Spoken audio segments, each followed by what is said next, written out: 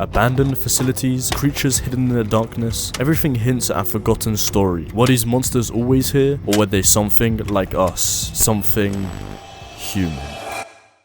Lethal Company, despite its simple gameplay, is filled with hidden details that can completely change how you interpret the game. And beneath its eerie atmosphere, one of the most unknown parts of this game is in its creatures. Whether it be their origin, the backstories behind them, or their biology. Many questions are left unanswered about the truth behind these monsters. And so in this video, I aim not only to explain these hidden secrets about these monsters, but to add to a piece of a puzzle that I will touch upon later. So of course, make sure to watch all the way through to find out the untold truth behind Lethal Company's monsters. I am eBionic, and if you enjoy, make sure to like, subscribe, or even comment. All help is greatly appreciated. And of course, let's start off.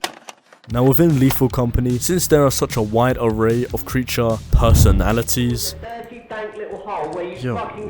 and descriptions, I believe a better way to group them is by using 3 different distinct terms: biological, manufactured, and paranormal.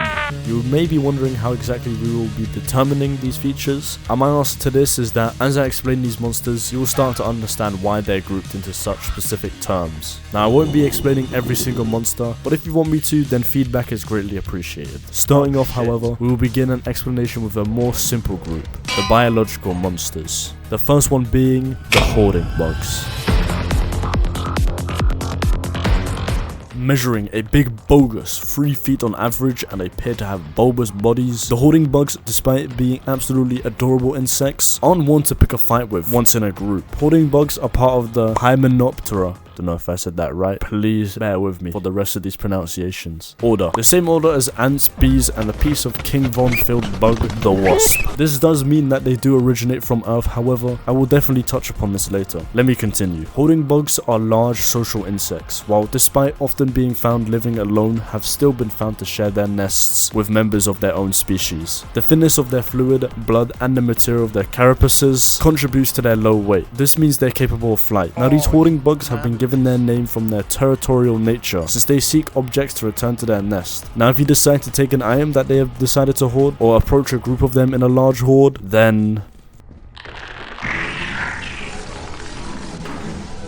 yeah, what lovely little bastards. Now what I want to, as I said, touch upon is the fact that these crunchy protein bundles are part of the Hymenoptera order, meaning that they share a common ancestor to bugs, which originate from Earth, meaning this species is biologically an Earth insect. Now which specific Earth insect did this come from? I have no clue. I'm not a bloody biologist, but my guess is an ant, since its scientific name is also the name of a genus of small ants that we have here. The point I'm trying to get to though isn't about what insect this evolved from, but the fact that they came from Earth. And since we aren't getting a different species of hoarding bug on different moons, despite their climates being significantly different, this means that the bug evolved and then was put on these moons. Now I may have a theory as to why they were put here, which is too much to put in this video, but to put it simply, it's probably because people used to live on these planets, but then something happened. Anyways, what I want to get to now is how these creatures got to evolving this way, and how quick it took them. So let me get to my second biological creature, the Thumper.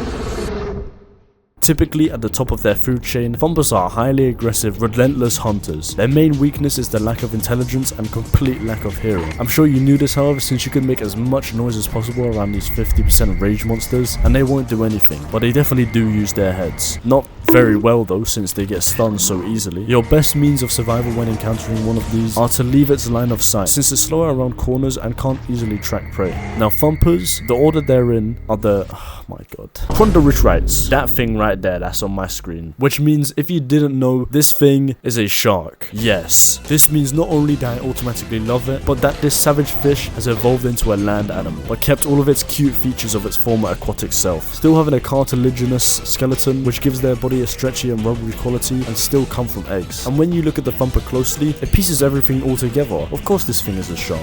Not just a shark now, a land shark. And there is nothing wrong with a land shark. All land shark designs are just amazing.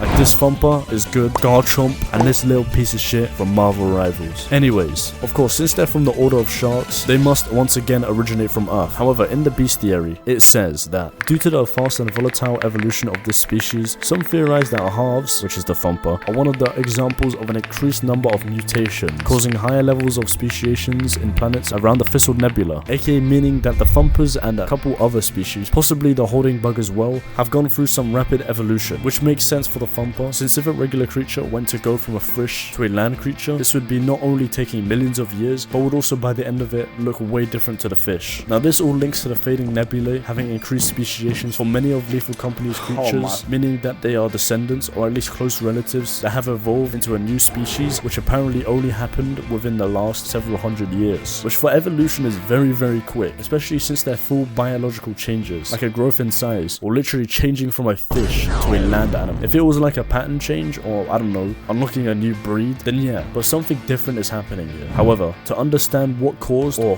who caused this, we should take a look at our final biological creature, the bunker spider.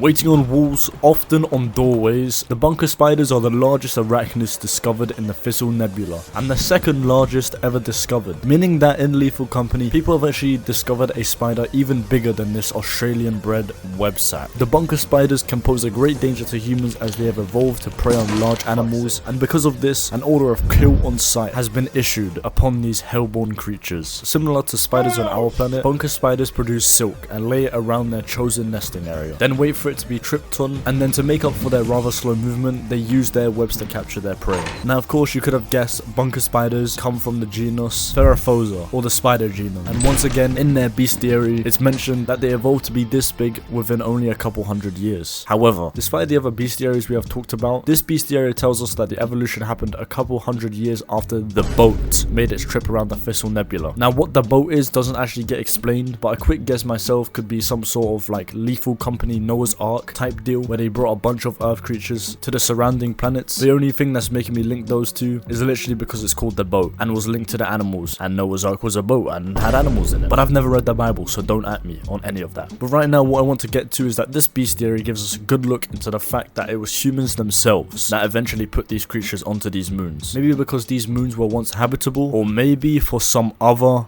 ulterior motive. In the end, all of this is just the beginning of a bigger mystery within the lore of Lethal Company. However, what we know right now is that these biological creatures are a result of the boat probably being some sort of spatial Noah's Ark, bringing these creatures to possibly a single moon, then them going through a highly increased speciation, then being distributed throughout the Thistle Nebula, and in turn causing these creatures to roam the moons. But once again, this is simply just one needle in a haystack of topics about the lore of Lethal Company. We still have to talk about the mechanical creatures and paranormal activity on these moons, but that's just the start. Even things like the ITDA, what happened in 1965, and what really is in the Company moon. But of course, we'll save that for another time. If you want me to cover these topics and create a big bundle of joyous Lethal Company lore, please feel free to like, sub, and comment telling me what you want to see next. But of course, I am Bionic. I hope you have enjoyed this deep dive into the truth about the biological monsters of Lethal Company, and goodbye.